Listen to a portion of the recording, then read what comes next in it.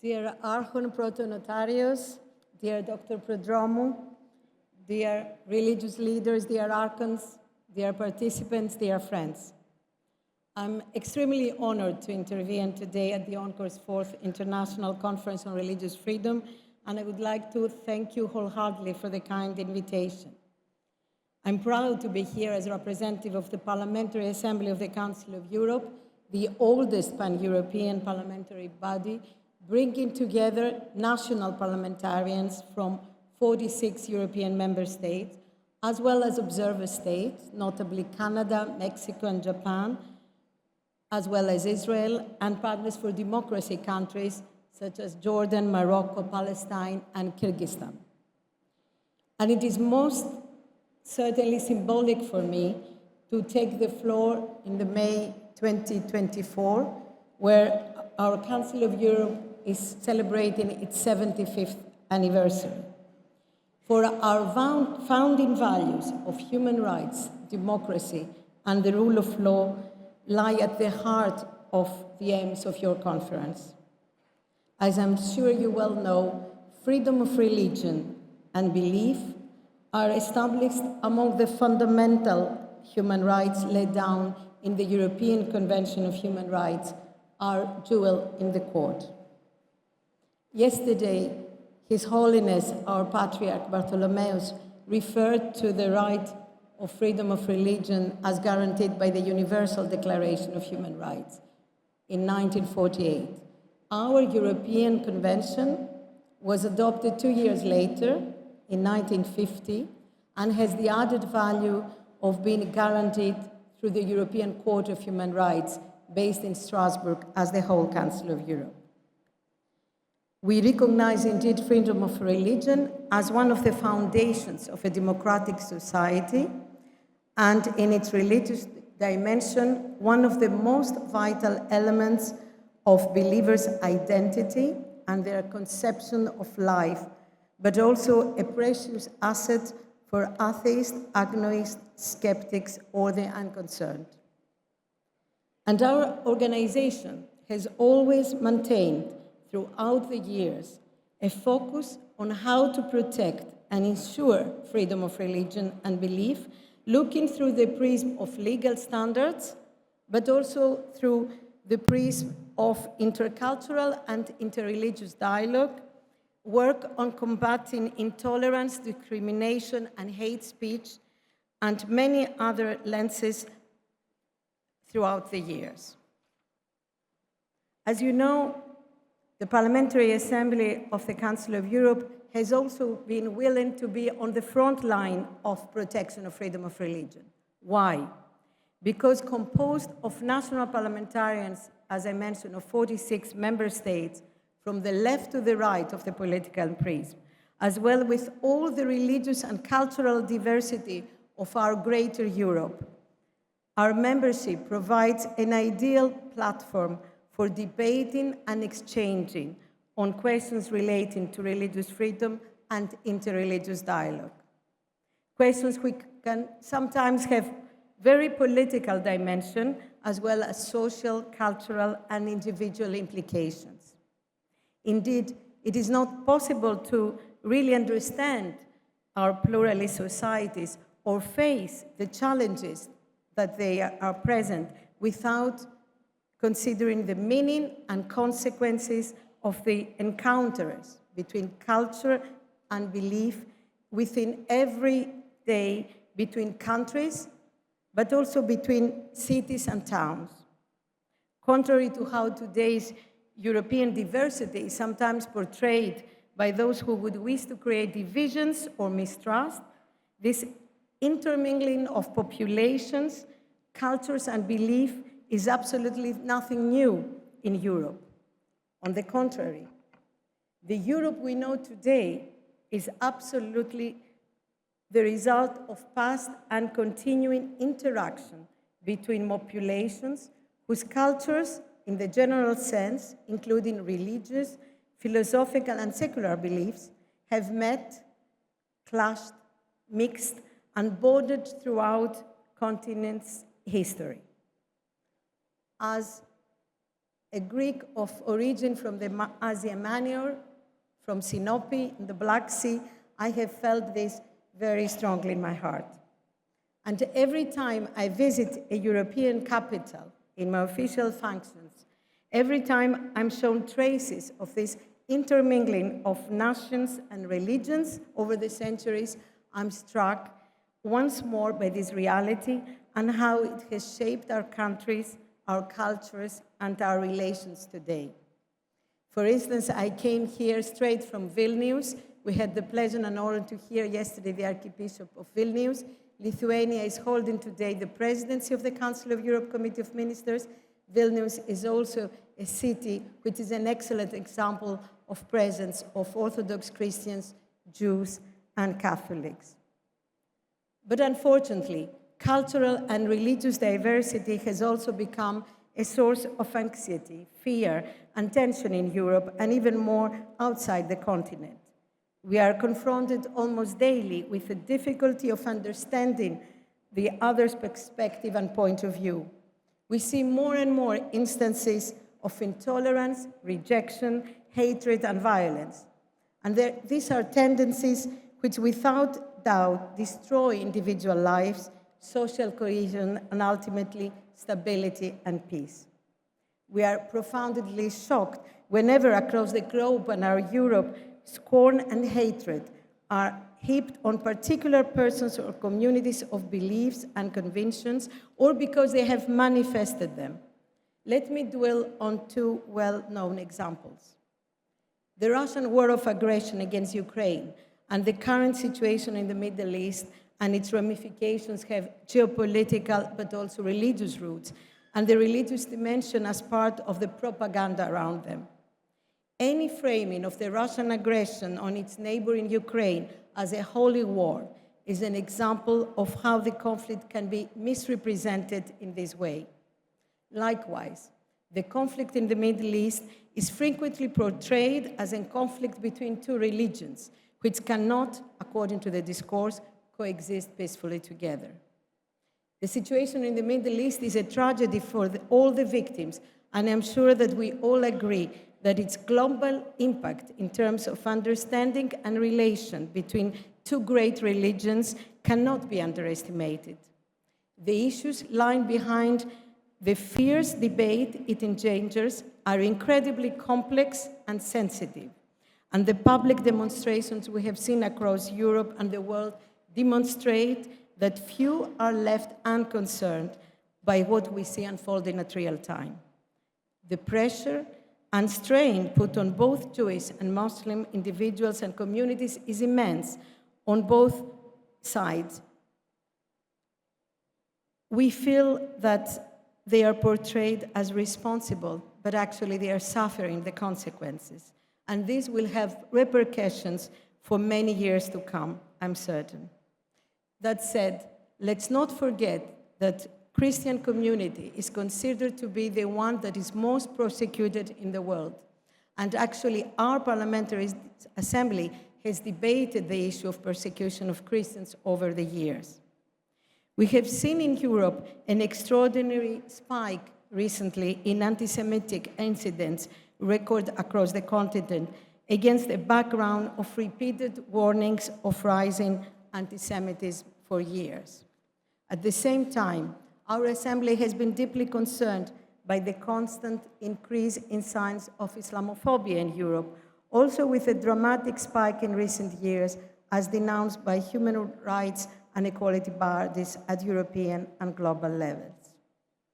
If I may turn to Ukraine, to the war that Russian Federation unfolds against its neighboring country, and how the denial and erosion of cultural and religious diversity forms a tragic part of the attempt at assimilation.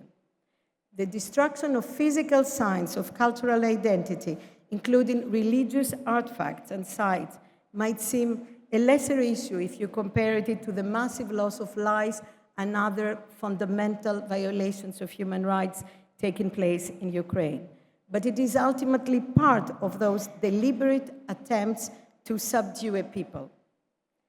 As of 10 April 2024, UNESCO has verified damage to 351 sites, including 129 religious sites in Ukraine. And we all know very well how religion has played a role in this conflict. And we know very well the reactions when our Patriarch, His Holiness Bartholomew, had declared the autocephaly of Ukraine.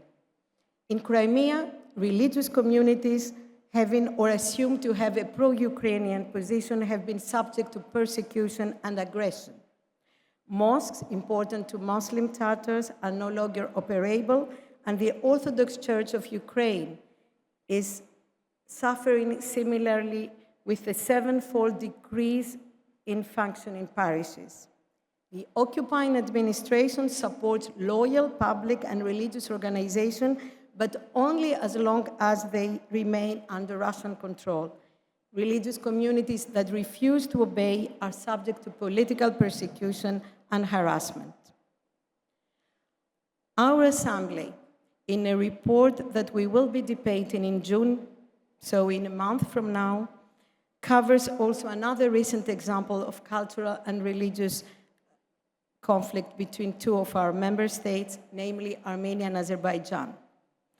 On the Armenian side, damage was done to the few remaining mosques in the Armenian capital, Yerevan, but the destruction of Armenian monuments in Azerbaijan, and in particular in the Azerbaijani Republic of Nakhchivan, has a large impact. In the last 30 years, almost all of the Armenian cultural heritage has been destroyed. In particular, a very famous and beautiful medieval Armenian cemetery near the town of Julfa, with thousands of Kahar cross stones, were destroyed in the early 2000s. In its report and resolution on this topic, our Assembly will voice its opposition to such corrosive and coercive policies of cultural erasure, and will call for a holistic policy action spanning the fields of culture, education, heritage management, criminal accountability, reparations, remembrance, transitional justice, and reconciliation. A human rights approach should be embedded in the holistic strategy where education has a key role to play. Local populations should be involved in this sensitive policy making, since local knowledge, attention to local perspectives, and community participation are crucial in countering the erasure of cultural identity, restoring cultural heritage and objects as part of the collective memory, and promoting cultural resilience during and after war situations. Dear participants, I have started my address by referring to two recent conflict situations which are at the forefront of all our minds today, and which undoubtedly have relevance for our conference here. But other forms of conflict which impact upon religious and intercultural issues are also sadly present today and no less dangerous. I'm thinking in particular where religion and culture may quickly be misused as a pretext for divisive and intolerant discourse, and even for even more restrictive public policy when it comes to the phenomenon of migration. In many of our European countries, we are witnessing today a rise of populist political forces which aim to exploit tensions and fears around migration to build up and consolidate their electorate. Those who are fleeing their countries to escape wars, persecutions, and famine, or even simply to seek a better, decent life, are all too often treated as invaders, bringing suspicious religious beliefs, customs, and practices into our societies, threatening our traditional national identity and values, even conflated as a bloc with terrorists and dangerous criminals. As I told you about my origin, and as I know that many of you, I realize, come from Asia Minor, we know what migration and refugees means. Migration will not go away, and the evidence is that newcomers bring economic benefits, as well as enriching our societies and our cultural life. I'm optimistic that by working together, we can find our way back to a more positive approach and a more positive discourse and perception. First of all, each and every one of us has the responsibility to speak out against any kind of discrimination, intolerance, or xenophobia. This is all the more important as populist and extremist ideas gain ground in our societies. Our Parliamentary Assembly has taken a number of key initiatives in this direction. On the specific issue of migration, our Assembly has constantly sounded the alarm through recent visits to border points of tension and recommendations on how to receive and treat all categories of migrants in the full respect of human rights standards. We have set up a no-hate parliamentary assemblies, a network of parliamentarians committed to taking a public, firm, and proactive stance against racism, hatred, and intolerance whenever their motives and however they are manifest themselves.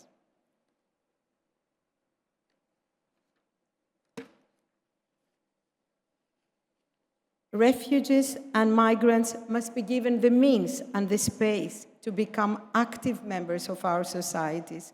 We cannot afford to marginalize them and treat them as if they were only temporary guests. Otherwise, we are heading straight for failure. Integration is a two-way process involving migrants and the societies of the host countries.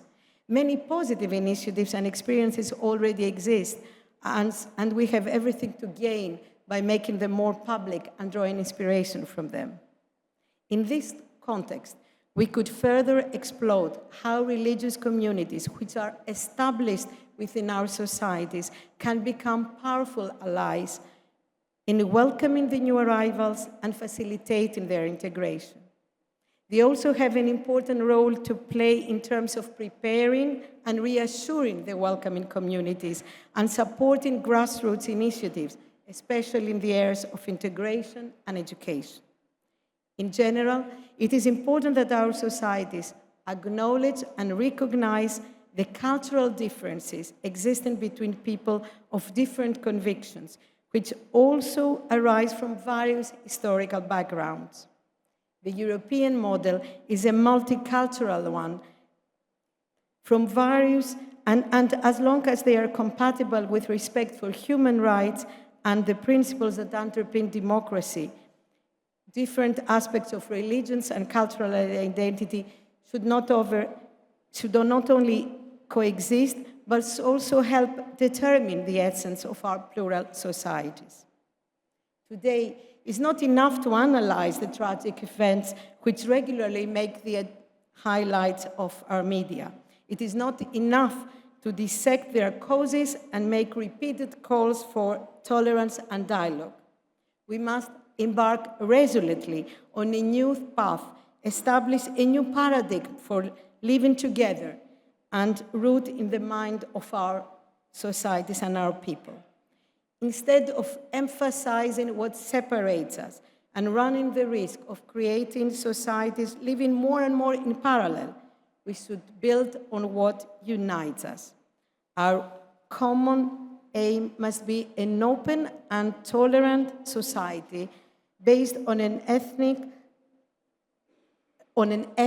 of respect for others, and thus able to accommodate anyone sharing this ethic, a society in which every individual will not only be entitled, but will be able to practice his or her own faith and live according to his or her beliefs, as long as he or she respects the rule of law and the people who take another approach, whether religious or secular.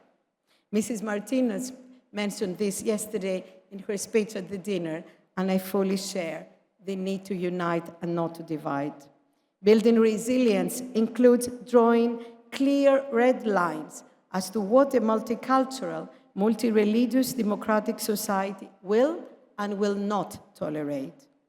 In this respect, I believe that the fundamental values of the Council of Europe, can be and must be the glue that binds us together.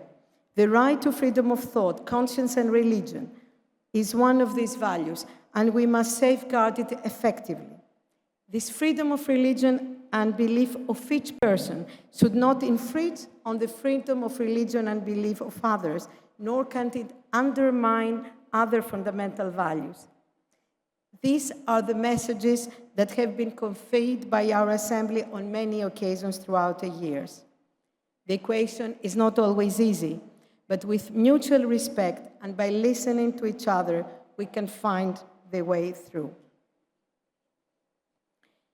Dear participants, when adopting our resolution on freedom of religion and living together in a democratic society, our Assembly stated that, I quote, "Churches and religious organizations are an integral part of civil society and must, with secular organizations, take part in the life of society. We should not ignore nor undermine the contribution that religion can offer to our societies. It can enable exchanges and add to our rich cultural and historical heritage. It can remind people of their duty of solidarity and promote fellowship and understanding across and within borders. Each cultural and religious community has the responsibility and the duty to support the development of open-minded societies, of individuals with critical thinking and open to constructive dialogue with others. This commitment is of inestimable value and building a pluralist, cohesive, democratic society in which each individual and community can live in safety and dignity is a must. Dear friends, we need you. We need each one of you, religious leaders, institutions, and communities, to take the lead, serve as an example, and as a snowball effect, inspire all members of our society in this path. Thank you very much for your attention.